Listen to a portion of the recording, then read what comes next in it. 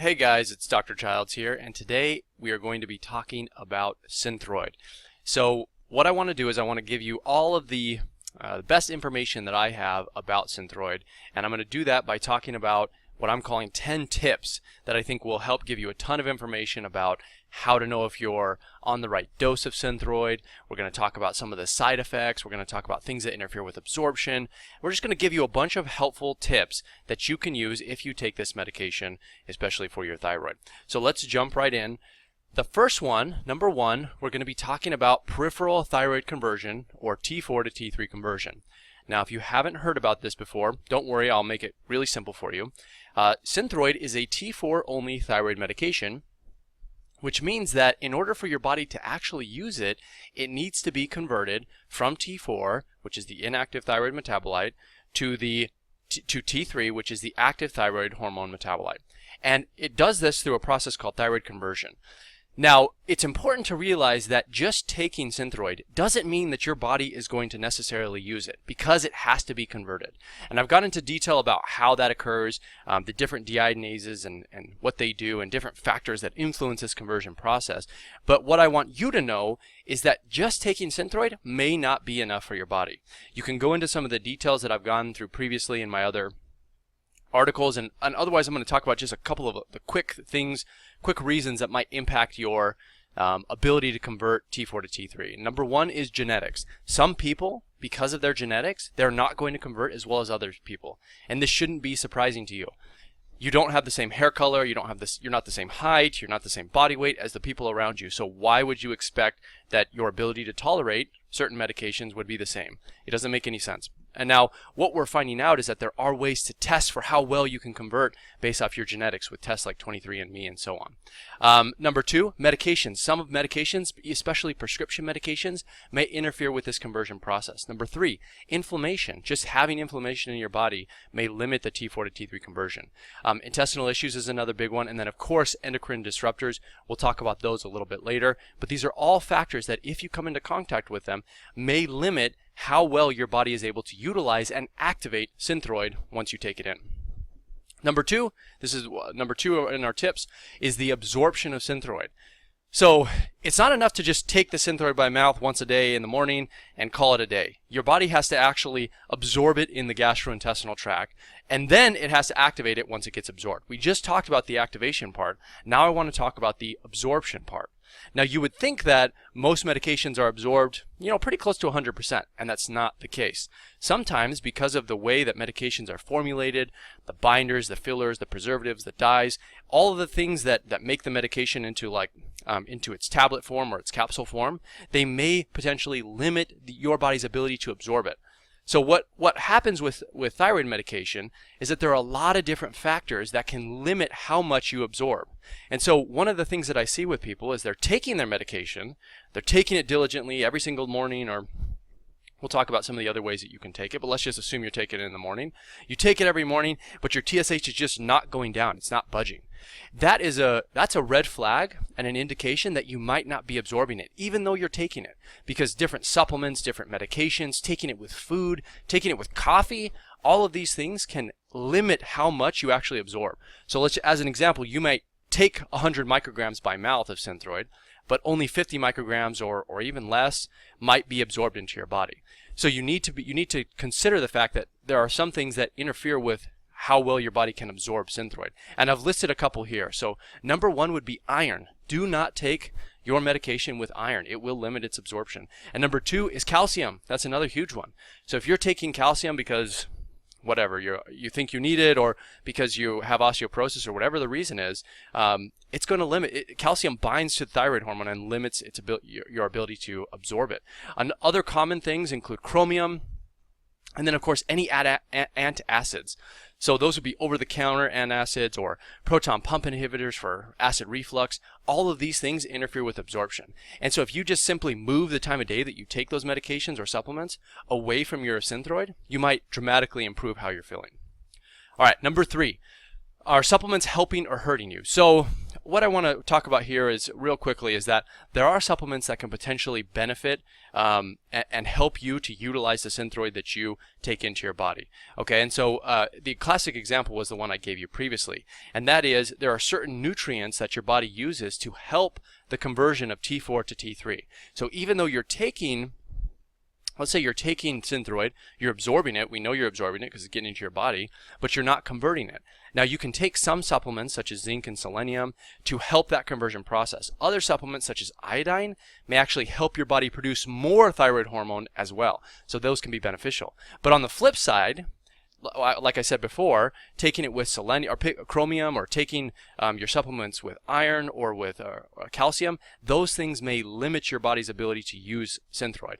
So supplements can either be beneficial or they can be harmful depending on how you use them, when you take them, and so on. So just think about that the next time you take your Synthroid, and if you're taking it with supplements, think about those things. Okay, tip number 4, the time of day that you take your medication matters.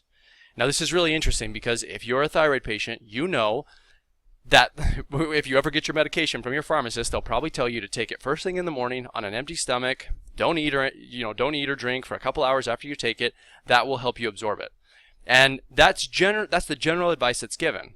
But it might surprise you to know that you can take your thyroid medication at night. And there are studies which show that taking it at night may increase free thyroid hormone levels. And so I've taken an image from some of these studies and shown them here. But what the researchers have found in these studies is that by taking your Synthroid at night, more of that hormone is absorbed, and therefore those patients have higher free thyroid hormone levels in their blood. And the reason for that is probably fairly straightforward, and that is this. Remember, I said that Synthroid is kind of hard to absorb into your body already. But in the morning, that's the time of the day. If you look at your gastrointestinal tract over a day, it's the most active in the morning. And that makes sense, right? Because most people have their bowel movements in the morning. A lot of people are taking coffee or stimulants first thing when they wake up. All of those things make your bowels move faster, which means that Synthroid has less time inside of the bowels to be absorbed. But what happens at night? Well, usually you're not eating right before bedtime. You might have dinner, several hours before. But at night, your intestinal tract slows down because you're in that rest and digest phase. So Synthroid stays in your intestines longer, and therefore it's easier for your body to break it down and to absorb it. So that's a really quick, easy trick that you can use potentially to improve how much thyroid hormone you're absorbing, especially if you're taking Synthroid. And I have all the studies here if you want to look at those. They're pretty straightforward though. Oh, and by the way, worst case scenario, there's no difference between morning and night. So even if you decide to take it in the evening because you think it'll do better for you, the worst case scenario is it's the exact same thing as taking it in the morning. So there's no difference between the two. But there's the potential for it being a lot better. Okay, tip number 5, levothyroxine versus Synthroid. Are they really the same? The answer is no. Actually, it might surprise you to know this. These medications are not what we consider to be bioequivalents. And what that means is, even though they have the same active ingredient, the way that people utilize them in their body is not the same. And so this presents a really unique opportunity, especially if you're taking Synthroid and it's not working for you. You can simply switch to the generic levothyroxine. Or if you're already taking levothyroxine, you can switch to the brand name Synthroid. Now, what is kind of interesting is that a lot of doctors and even pharmacists think that they're the same, even though they're shown to not be the same. And pharmacists have the power and the ability to change a brand name to a generic because it saves insurance money and some things like that. But they can do that without necessarily consulting with your doctor. Unless your doctor specifically writes on it, dispense as written. So if you are taking Synthroid and you're not doing well and you'd like to switch to levothyroxine just to see if it does any better for you, then make sure that your doctor says on there to dispense as written so they don't accidentally flip it one way or the other. So you are going to have to pay attention to that a little bit when you get it. But a really simple switch. Just go from Synthroid to levothyroxine or levothyroxine to Synthroid and you might actually feel a lot better. And here are some of the studies which show differences in TSH among people who took levothyroxine or Synthroid, and they're the same people. If they switch between one or the other, they have different lab tests, so they're obviously not the same. Tip number 6. This is another really good one, another easy one, and that is Tirosint. We're going to be talking about that, which is the cleaner T4 medication. So Tirosint has the same active ingredient as Synthroid, but it has only 4 total ingredients, and that might sound like a lot until you see the list of inactive ingredients inside of levothyroxine, which is just huge, including dyes, preservatives, and so on. So tyrosine is a very clean, I'm air quoting here, clean thyroid medication, which only has 3 inactive ingredients, which include gelatin, glycerin, and water, and the active ingredient thyroxine, which is the T4 thyroid hormone. So what you have here is an opportunity to switch from Synthroid to tyrosine if you aren't experiencing the benefits that you think you are with Synthroid, or you should be getting, and or if you are having hypersensitivity reactions. So there's a bunch of really interesting studies with tyrosine showing that it can be taken with food, which is really awesome, especially if you're somebody who has a hard time remembering to take it on an empty stomach, or maybe your schedule just doesn't permit you to get up, an hour early, take your medication, eat breakfast, then go to work. Maybe you have to just get up, take your medicine, eat, and if you don't eat breakfast, you just don't eat all morning. So this is actually really beneficial. You can take tyrosine with food. You can take tyrosine with antacids. Remember, I told you before that antacids block Synthroid absorption, but they don't appear to block tyrosine absorption. And it can be taken with coffee. Now, I'm not recommending you do all these things. However, I'm telling you that if you have a problem taking Synthroid on an empty stomach, tyrosine may be the answer for you, because it will allow you to live your life in a different way, especially if you're limited by your work schedule, family life, or other engagements. You can work around those things by using tyrosine. The downside to tyrosine, it's a little pricey, and it isn't always covered by insurance, but you can get coupons which make it about, I think, $35 per month. So whereas Synthroid is probably $4 to $10 per month, tyrosine would be probably $35 per month with the coupon. So anyway, worth considering for a lot of people. Number 7, what we're going to be talking about is your dosage. This is huge. Synthroid is not going to work in your body unless you are taking an adequate dose. So how do you know if your dosage is adequate? You have to be looking at more than just your TSH. And I'm not going to go into a lot of detail about that right now, because I have another section coming up where we're going to talk about the Thyroid Lab Tests that you should be ordering. But just realize right now that your TSH is not a sufficient way to look at the entirety of thyroid function and physiology in your body. It's going to miss things. It's not going to look at how well your body's converting T4 to T3. It's not going to look at those factors. It's not going to take into account genetic factors. It's just not enough by itself. It's okay to look at as in other ways, just to get an idea and to put a picture together, but by itself it should not be the only thing you look at when you're dosing your medication. Okay, we'll talk about number 8 real fast, and then I think we're going to elaborate on what I just talked about here. So number 8 is switching to other thyroid medications like NDT or T3. So if you aren't familiar, remember way back in the beginning I said there were 2 types. Well, there's 2 main thyroid hormones: T4, which is in Synthroid, and T3, which is not in Synthroid. But remember, T4 is not the active hormone. T3 is the active hormone. There are other medication types out there which include this active thyroid hormone that you can switch to. And I'm bringing them up because study after study has shown that patients who don't do well on Synthroid or T4 only medications, when they switch to things like Armour Thyroid or NP Thyroid or Nature Thyroid or Cytomel or liothyronine, they experience more weight loss, they have a better quality of life, they have fewer symptoms of depression, and overall they just do a lot better.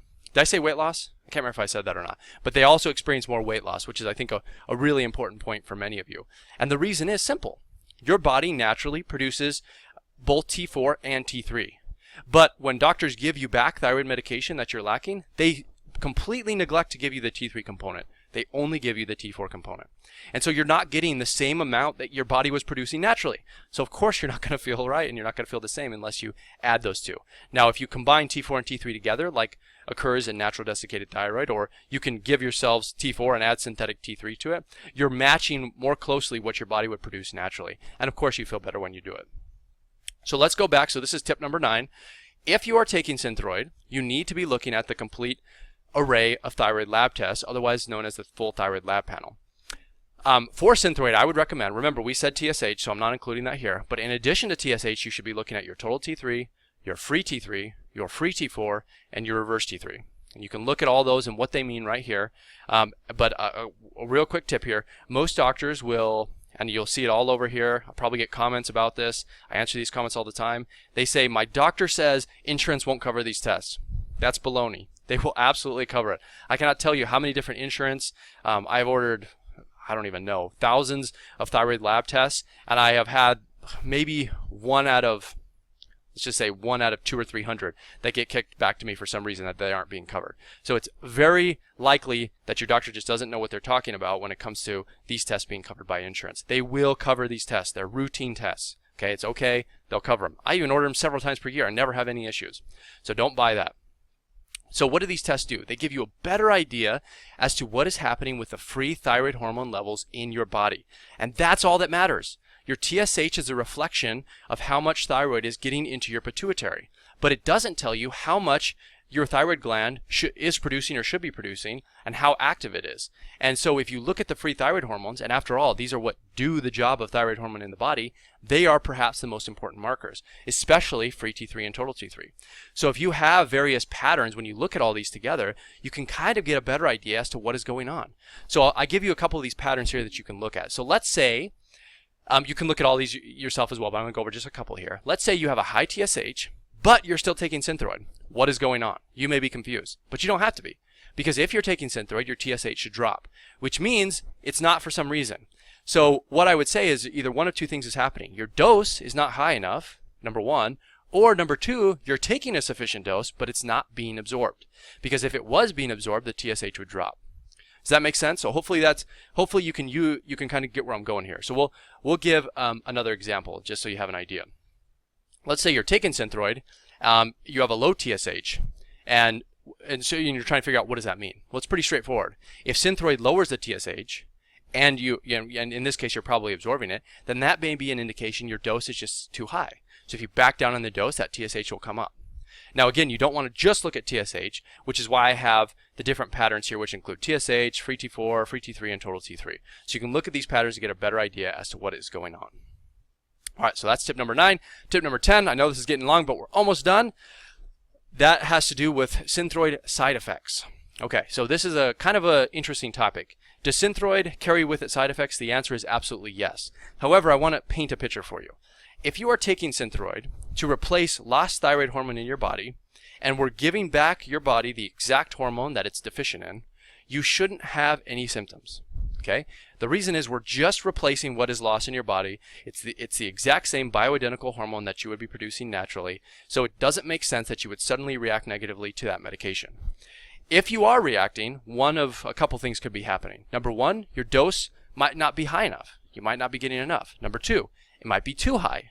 Okay, or number three, and this is what I think a lot of people react to, are the inactive binders, fillers, preservatives, and dyes found within Synthroid, because those are not normal for your body. Those should not be, well, they're in the medication to stabilize it, but those are not things that are running around, that your body is producing naturally. So if you're having side effects, it's probably due to one of those three things, and they can all be addressed by the tips that I've given you here.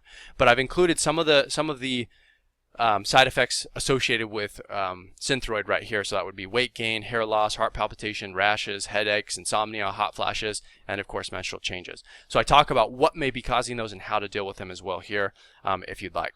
So that was it. This is all about Synthroid, guys. I want to give you all of the information that I think you would need if you're taking Synthroid. So if you have any questions, I know this is kind of a complicated topic, please leave them below. If you like this information and you want to hear more, you can subscribe, or you can like this video. That's always helpful, but I want to hear from you guys. Give me your questions. I'll do my best to answer them, and otherwise I will see you guys in the next one.